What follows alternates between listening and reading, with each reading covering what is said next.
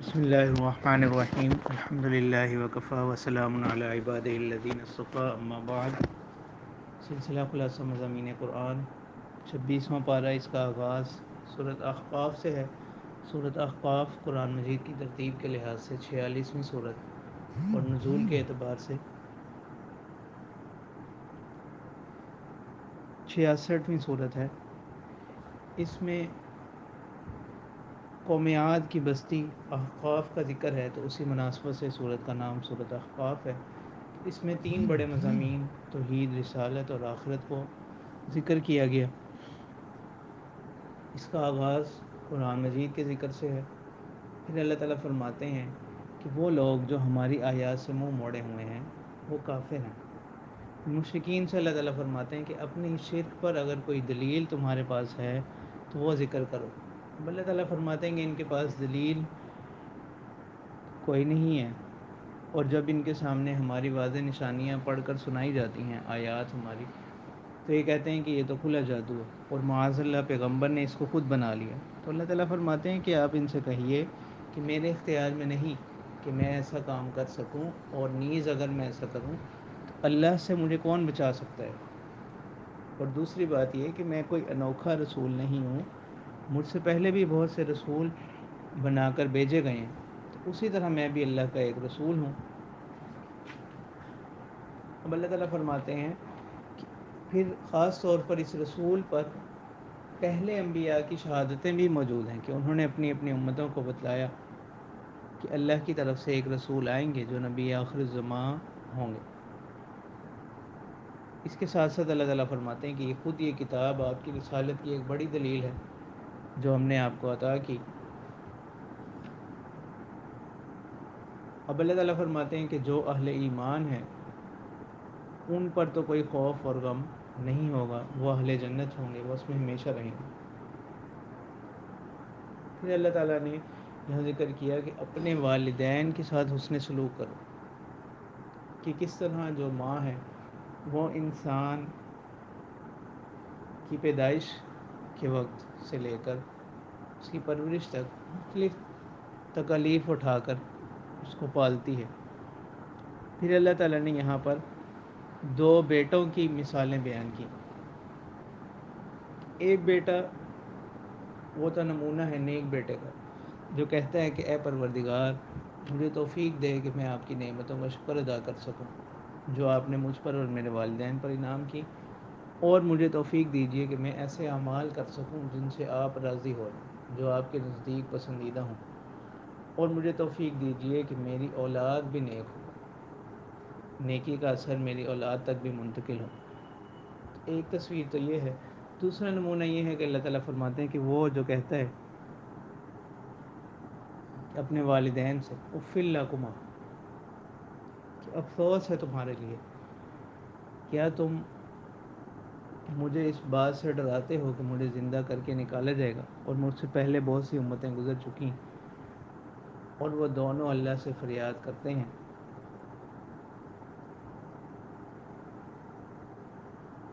کہ، اور اپنے بیٹے سے کہتے ہیں کہ تم ایمان لے آؤ، اللہ کا وعدہ سچا ہے، لیکن وہ کہتا ہے کہ یہ صرف اگلوں کی بے سنت باتیں ہیں۔ تو اللہ تعالیٰ فرماتے ہیں ان میں سے جو پہلا نمونہ ہے، جو پہلے قسم کا بیٹا ہے، وہ نیکوکار ہے، اور دوسرا جو ہے وہ بدبخت ہے۔ پھر اللہ تعالیٰ نے قوم عاد کا تذکرہ فرمایا یہاں پر کہ جب ان کو حضرت ہود علیہ السلام نے اللہ کے عذاب سے ڈرایا، انہوں نے کہا کہ ہم آپ کی باتوں کو نہیں مانتے، اگر آپ واقعی سچے ہیں تو ہم پر عذاب کو لے آئیں۔ تو اللہ تعالیٰ فرماتے ہیں کہ ایک مرتبہ گرمی کا موسم تھا، بادل اچانک آ گئے، تو یہ لوگ بڑے خوش ہوئے شاید بارش ہم پر برسے گی، لیکن وہ بادل جو تھے وہ عذاب کے بادل تھے۔ تو اللہ تعالیٰ فرماتے ہیں کہ ہم نے ان کی پوری قوم کو تہس نہس کر دیا، صفحہ ہستی سے مٹا دیا۔ اور اللہ تعالیٰ فرماتے ہیں کہ اے پیغمبر صلی اللہ علیہ وسلم، آپ انہیں اہل مکہ سے فرمائیے کہ تم قوت میں، زور میں ان لوگوں سے بڑھ کر نہیں ہو، تو جب ان کی قوت، ان کا مال و دولت ان کے کام نہ آیا تو نافرمانی کی صورت میں تمہارا کیا حال ہوگا۔ پھر اسی طرح یہاں پر اللہ تعالیٰ نے ایک قصہ ذکر کیا جنوں کے حوالے سے، کہ جس وقت وحی کے نزول کا سلسلہ شروع ہوا اور آسمانوں پر جنوں کی آمد پر پابندی لگا دی گئی، تو وہ اس کی تلاش میں نکلے کہ آخر اس کی کیا وجہ ہے۔ تو گزرتے گزرتے ان کا گزر ہوا، تو انہوں نے قرآن مجید کی تلاوت کی آواز سنی، تو انہوں نے آپس میں ایک دوسرے سے کہا کہ خاموش رہو، اس کو سنو۔ پھر جب وہ وہاں سے واپس پلٹے اپنی قوم کی طرف، تو انہوں نے ان کو بھی جا کر بتلایا کہ ہم نے ایک ایسی کتاب کی آواز سنی ہے کہ جو موسیٰ علیہ السلام کے بعد نازل کی گئی، اور وہ تصدیق کرنے والی ہے اپنی اگلی کتابوں کی، اور صراط مستقیم کی طرف بلانے والی ہے۔ تو لہٰذا اے ہماری قوم، ہمیں اللہ کے اس پکارنے والے کی پکار کو قبول کرنا چاہیے اور اس پر ایمان لانا چاہیے، تاکہ اللہ تعالی ہمارے گناہوں کو بخش دیں اور ہمیں عذاب علیم سے پناہ عطا فرمائیں۔ اور جو ایسا نہیں کرے گا وہ کھلی گمراہی میں ہوگا۔ تب اللہ تعالیٰ فرماتے ہیں کہ اے اہل مکہ، کیا ان لوگوں نے نہیں دیکھا کہ اللہ ہی نے پیدا کیا آسمانوں کو اور زمین کو، اور وہ ان کی پیدائش سے تھکے نہیں، وہ اس پر بھی قادر ہیں کہ دوبارہ ان کو زندہ کر کے نکالیں گے، بلکہ اللہ تعالیٰ ہر چیز پر قادر ہیں۔ آخر میں اللہ تعالیٰ فرماتے ہیں کہ اے پیغمبر صلی اللہ علیہ وسلم، آپ ان کی طرف سے جو باتیں آپ کو ملتی ہیں، آپ اس پر صبر کریں، جیسا کہ اولو العزم بڑے حوصلے والے پیغمبروں نے اس سے پہلے صبر کیا، اور آپ ان کے حق میں جلدی نہ کیجیے۔ اور جس وقت یہ عذاب کو دیکھیں گے تو اس وقت یہ گمان کریں گے کہ یہ تو شاید دن کی ایک گھڑی یا کچھ لمحہ ہی ٹھہریں، اس وقت یہ خود ہی اپنے انجام کو پا لیں گے۔ سورۃ محمد یہ 47ویں صورت اور نزول کے اعتبار سے 95 مدنی صورت ہے۔ اس میں آپ صلی اللہ علیہ وسلم کا نام نامی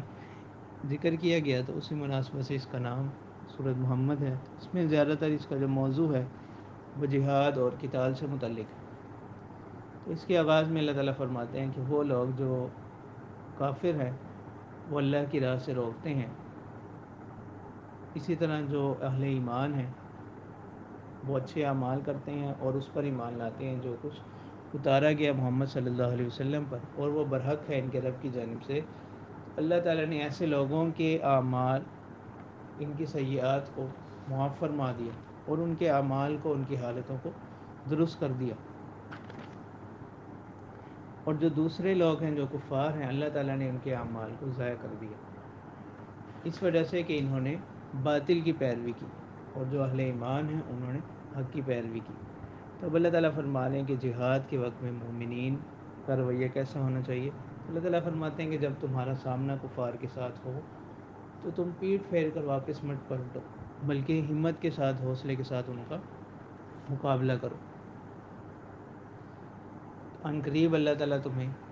ایسی جنتوں میں داخل کریں گے کہ جن کو تم پہلے سے جانتے ہو، یا اللہ تعالیٰ تمہیں ان کی پہچان کروا دیں گے۔ پھر اللہ تعالیٰ ایک اہم اصول بیان کرتے ہیں کہ اہل ایمان، اگر تم اللہ سے مدد طلب کرو گے تو اللہ تعالیٰ تمہاری مدد کریں گے اور تمہیں ثابت قدم فرمائیں گے۔ پھر اللہ تعالیٰ نے جنت کی اور جنت کی بعض نعمتوں کا تذکرہ فرمایا اسی سورت کے دوسرے رکوع میں۔ اب اللہ تعالیٰ فرماتے ہیں کہ اس میں نہریں ہوں گی، پانی کی، دودھ کی، اور ایسی شراب کی جو پینے والوں کے لیے لذیذ ہوگی، شہد کی نہریں ہوں گی، اور ہر قسم کے میوے اور پھل ان کو دیے جائیں گے، اور سب سے بڑھ کر ان کے رب کی جانب سے مغفرت ہوگی۔ تو کیا یہ لوگ اور وہ لوگ جو ہمیشہ کے لیے دوزخ میں رہیں گے، اور وہ کھولتا ہوا پانی ان کو پلایا جائے گا جو ان کی آنتڑیوں کو جلا دے گا، کیا یہ دونوں برابر ہو سکتے ہیں؟ پھر اللہ تعالیٰ منافقین کا تذکرہ فرماتے ہیں کہ وہ لوگ جو آپ بظاہر آپ کے سامنے آپ کی باتوں کو بڑی غور سے سنتے ہیں، اور جب آپ کے پاس سے، آپ کی مجلس سے باہر آتے ہیں تو آپس میں ایک دوسرے کے ساتھ مذاق اڑاتے ہیں، اور ایسے ہی لوگ ہیں جنہوں نے اپنی خواہشات کی پیروی کی۔ تو لہٰذا جان لیجئے کہ اللہ کے سوا کوئی عبادت کے لائق نہیں، اور وہی معبود ہے۔ اور اس کے برعکس جو اہل ایمان ہے، جب ان کو کوئی نیا مضمون سنایا جاتا ہے تو آپ یہ اس سے خوش ہوتے ہیں، اور اس کے برعکس جو منافقین ہیں، آپ ان کو دیکھیں گے کہ وہ ایسے ہو جاتے ہیں جیسا کہ ان پر کوئی موت، کوئی وحشی طاری ہو گئی۔ اور یہی لوگ ہیں جن پر اللہ تعالیٰ نے جن کو اپنی رحمت سے دور فرمایا۔ بآخر میں اللہ تعالیٰ فرماتے ہیں کہ جہاد کے وقت، قتال کے وقت ہمت اور حوصلے سے کام لینا ہے، اور اہل ایمان اللہ کی اطاعت کرو اور اس کے رسول کی اطاعت کرو، اور اپنے اعمال کو باطل نہ کرو، یعنی ایسے اعمال نہ کرو جن سے تمہارے اعمال حسنہ، نیک اعمال جو ہیں، تمہاری نیکیاں جو ہیں، ان کا اجر ضائع ہو جائے۔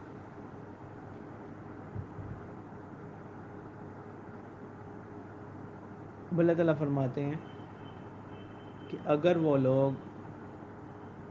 تم سے صلح کو طلب کریں، خود سے صلح کو طلب کریں تمہارے دشمن، تو تم ان سے صلح کر لو، نتیجتاً غالب تم ہی لوگ رہو گے، اور اللہ تعالیٰ بھی تمہارے ساتھ ہے۔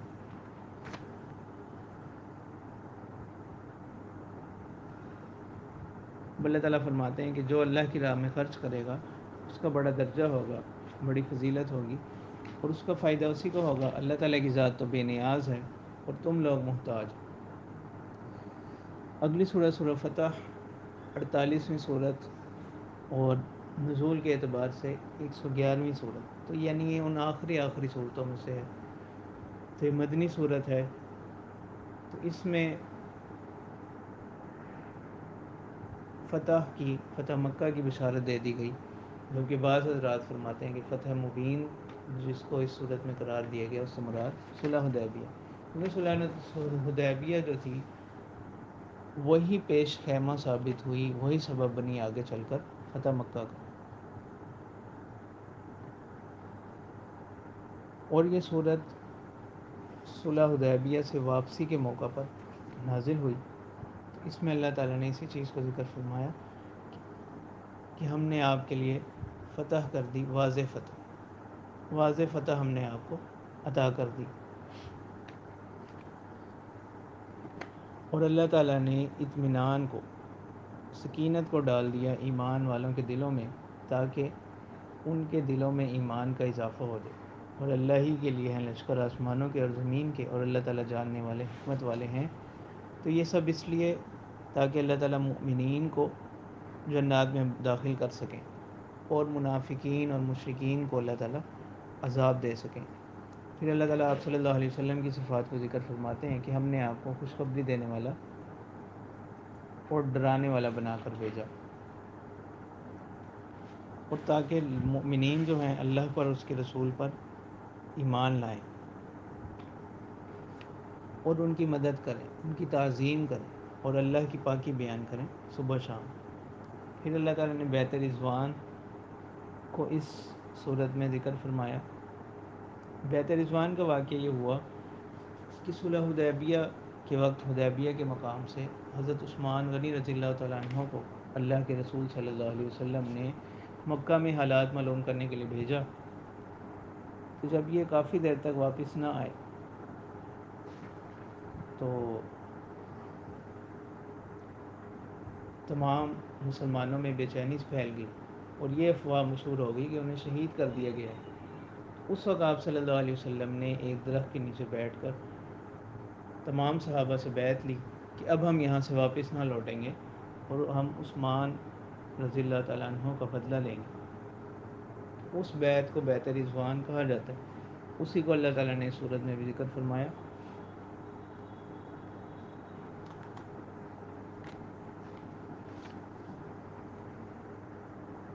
اب اللہ تعالیٰ فرما رہے ہیں کہ وہ لوگ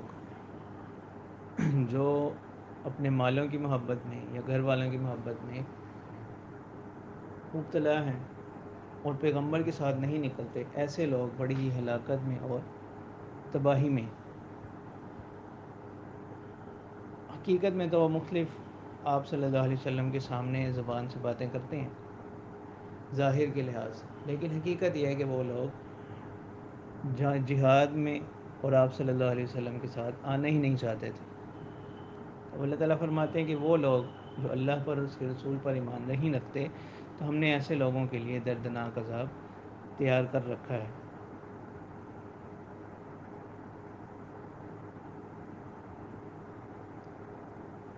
اور اس کے برعکس وہ لوگ جو اللہ کی اطاعت کرتے ہیں، اس کے رسول کی اطاعت کرتے ہیں، اللہ تعالیٰ ایسے لوگوں کو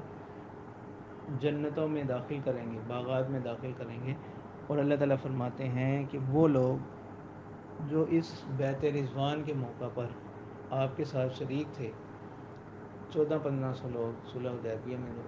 صحابہ تھے، اللہ تعالیٰ ان تمام سے راضی ہو گئے۔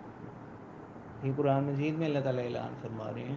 کہ اللہ تعالیٰ ان لوگوں سے راضی ہو گئے۔ مطلب یہ ہے کہ جس شخص کے لیے اللہ تعالیٰ اپنی رضامندی کا اعلان فرما دیں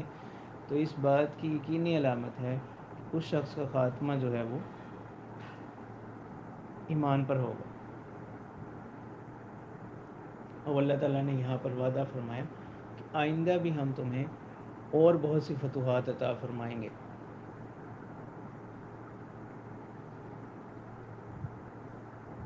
اور جو تمہارے مد مقابل ہے وہ پیٹ پھیر کر بھاگیں گے، پھر وہ کوئی مددگار اور کوئی دوست نہ پائیں گے۔ اور اس کی وجہ یہی ہے کہ وہ مسجد حرام سے روکتے تھے اور قربانیوں سے روکتے ہیں، جس کے نتیجے میں اللہ کی طرف سے ان پر عذاب آئے۔ آخری رکوع میں اللہ تعالیٰ فرماتے ہیں کہ اللہ تعالیٰ نے اپنے رسول کے خواب کو سچ کر دکھایا کہ رسول اللہ صلی اللہ علیہ وسلم نے مدینہ منورہ میں ایک خواب دیکھا تھا کہ ہم مکہ میں داخل ہوئے اور بیت اللہ کا طواف کیا، تو اللہ تعالیٰ فرماتے ہیں کہ عن قریب تم لوگ مسجد حرام میں داخل ہو گئے، اگر اللہ نے چاہا امن والے ہو کر۔ فتح مکہ کے موقع پر یہ اللہ کا وعدہ جو ہے اور یہ رسول اللہ صلی اللہ علیہ وسلم کا جو خواب ہے، اس طرح سے اس کی تعبیر پوری ہوئی۔ آخر صورت میں اللہ تعالیٰ نے ان لوگوں کی تعریف کی کہ محمد صلی اللہ علیہ وسلم اللہ کے رسول ہیں، یعنی اللہ نے ان کو دین حق دے کر بھیجا، اور وہ لوگ جو ان کے ساتھ ہیں، ان کے صحابہ ہیں، وہ اپنے دشمنوں کے مقابلے میں تو سخت ہیں اور آپس میں رحم دل ہیں، ایک دوسرے کے ساتھ نرمی کے ساتھ پیش آتے ہیں، اور ان کی صفات یہ ہیں کہ وہ رکوع کرتے ہیں، سجدے کرتے ہیں، اور اللہ کے فضل کی متلاشی ہیں، اللہ کے فضل کو تلاش کرتے ہیں، اس کی رضامندی کو تلاش کرتے ہیں، اور یہی ان کی علامات اور نشانیاں بیان کی گئی ہیں تورات اور انجیل میں بھی۔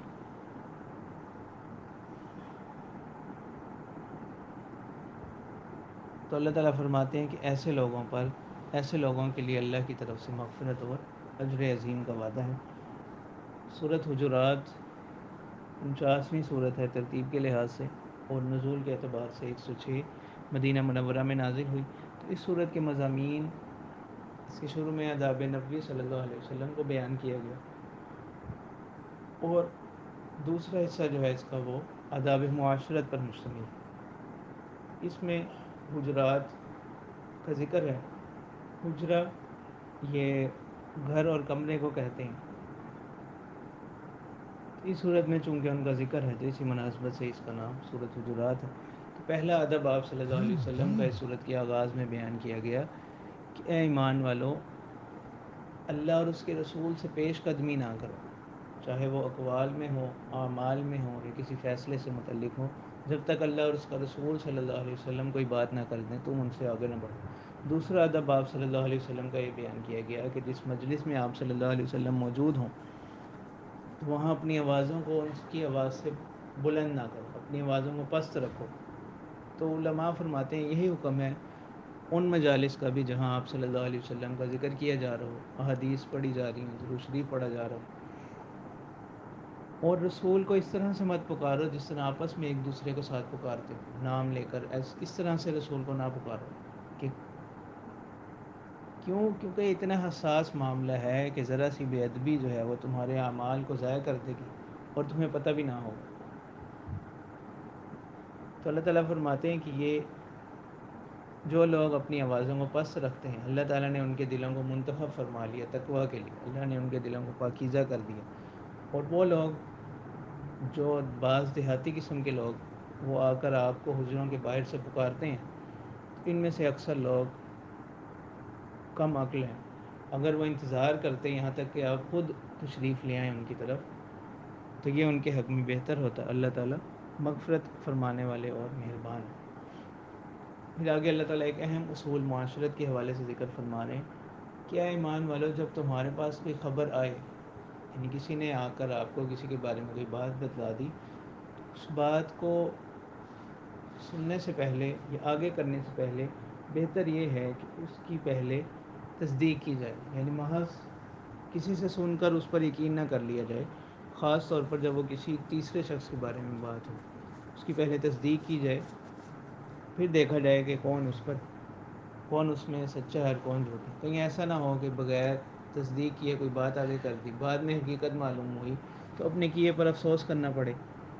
تو اس لیے بہتر ہے کہ پہلے ہی اس کی تصدیق کر لیں۔ پھر اللہ تعالیٰ ایک اہم حکم فرماتے ہیں آپ صلی اللہ علیہ وسلم کے ادب کے حوالے سے کہ اے مومنین، تم لوگ آپ صلی اللہ علیہ وسلم کے حکم کی پیروی کیا کرو، اور ایسا نہ کرو کہ ہر معاملے میں اللہ کے رسول صلی اللہ علیہ وسلم سے کہو کہ ایسا نہیں ایسا کر لیں،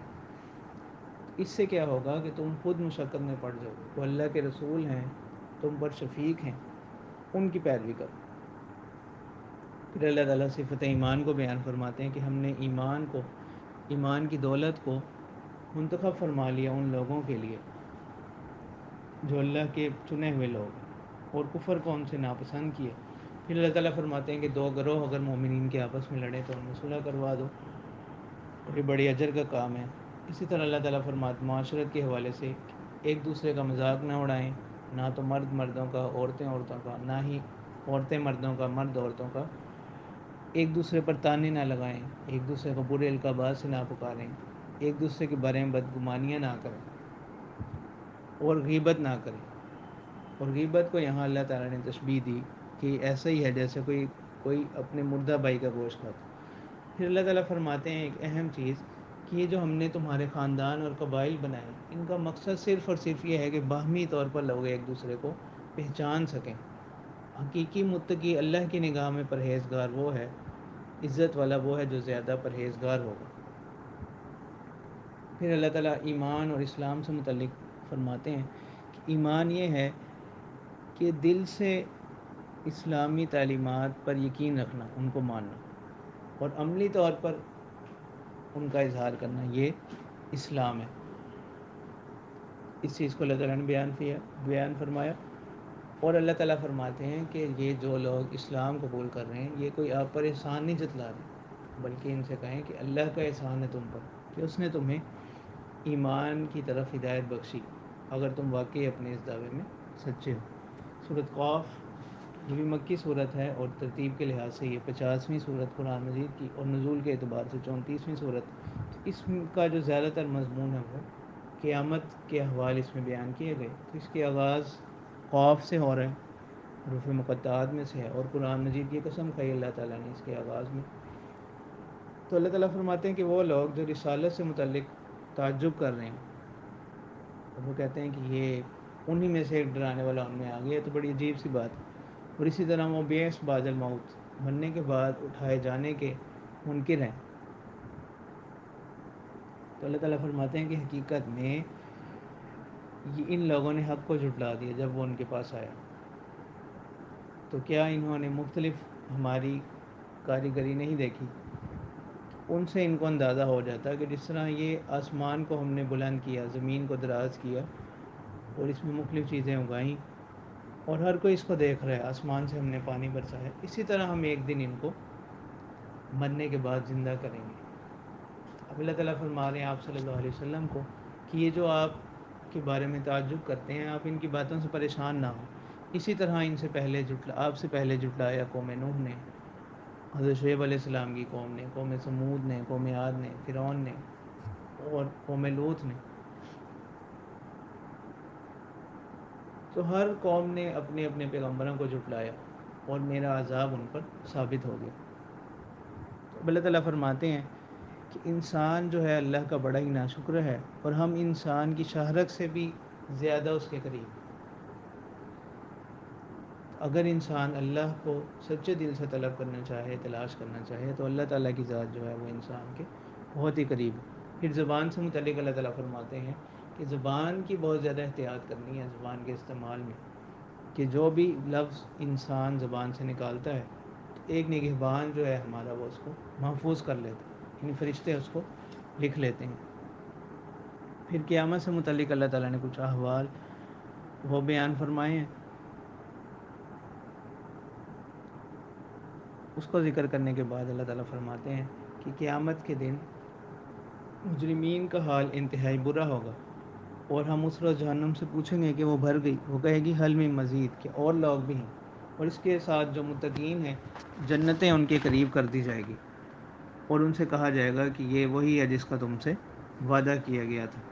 پھر آخر میں اللہ تعالیٰ آپ صلی اللہ علیہ وسلم کو فرماتے ہیں کہ آپ ان کی باتوں پر غمزدہ نہ ہوں، اور اس پر صبر کریں، اور اپنے رب کی پاکی بیان کرتے رہیں، اور ان قریب ہم ان کے ساتھ معاملہ کریں گے، اور آپ قرآن کی نصیحت کرتے رہیں ہر اس شخص کو جو میری وعید سے ڈرنے والا ہو۔ تو یہاں تک سورۃ قاف کے مضامین بحمدہ تعالی اور 26ویں پارے کے مضامین کا خلاصہ مکمل ہوا۔ وآخر دعوانا ان الحمد للہ رب العالمین۔